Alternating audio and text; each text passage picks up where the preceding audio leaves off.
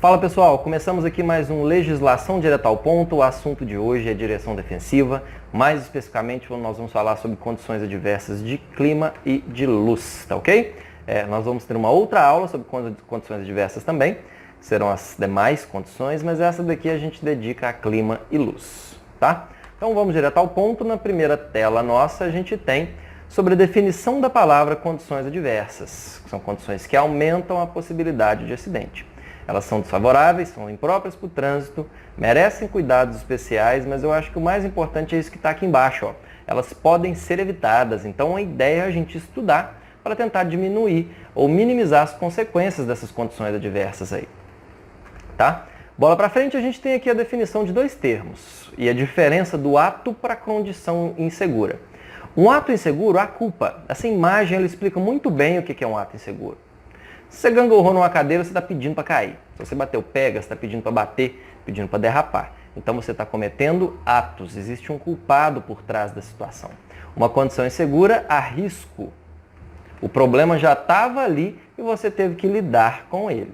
Tá? Então, atos e condições inseguras são questões de prova. Primeira situação que a gente aborda aqui, condição adversa de luz. E aí nós temos os problemas aqui, ó, que muita luz ou pouca luz, quando o assunto é trânsito, vai te atrapalhar. Tá? O pouca luz, ou seja, o fim da luz, aqui em Minas Gerais a gente chama de breu, o termo certo é penumbra.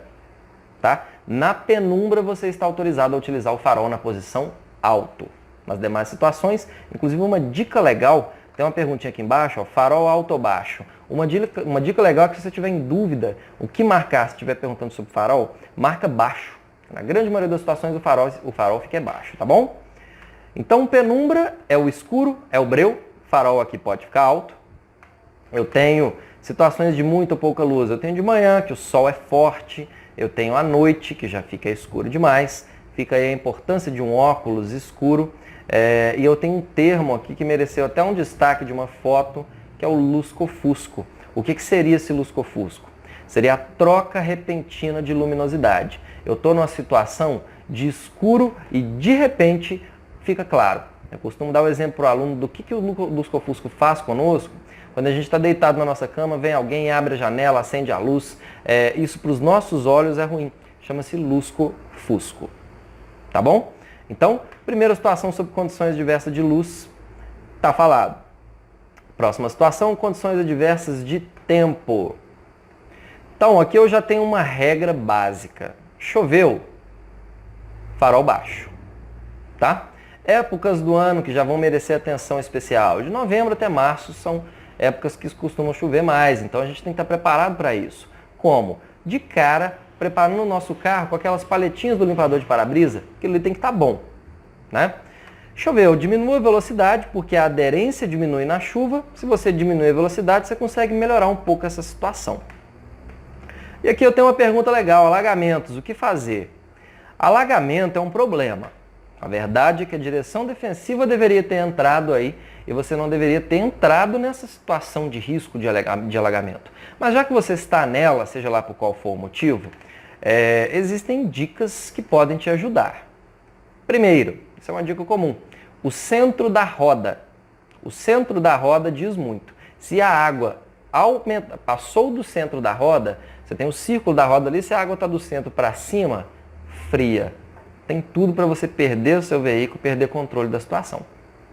Está do centro da roda para baixo, tenta seguir, você vai colocar uma marcha forte, não vai passar a marcha, você vai seguir até o final na sua primeira ou na segunda ali, com a ideia de sair do alagamento, tá bom?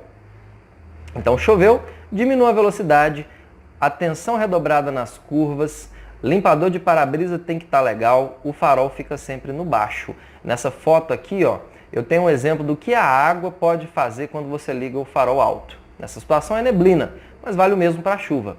O farol, gente, tem que ficar baixo, porque se você liga o farol alto, olha só, ofusca todo mundo, ofusca você mesmo e ofusca quem está vindo no sentido oposto.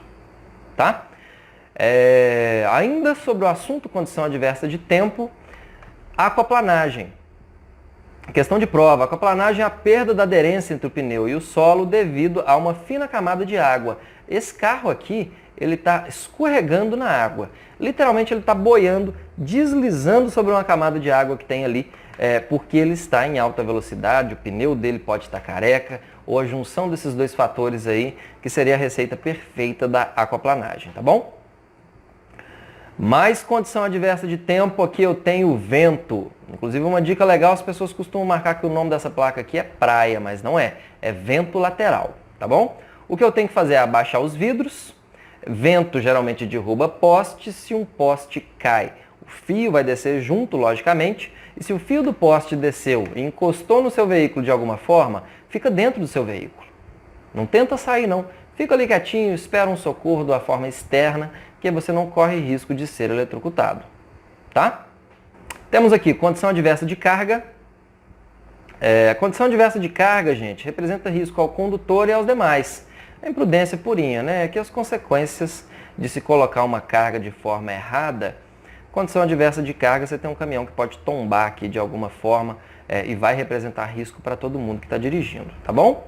Terminamos aqui mais um Legislação Direta ao Ponto. Eu agradeço pela atenção e até a próxima.